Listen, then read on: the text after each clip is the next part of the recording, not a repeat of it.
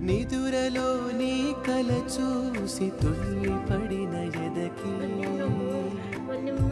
ఏ క్షణం ఎదురవుతావో జోల పాటవై ఆకలని అడగక ముందే నోటి ముద్ద నువ్వై ఏ కథలు వినిపిస్తావో జాబిలి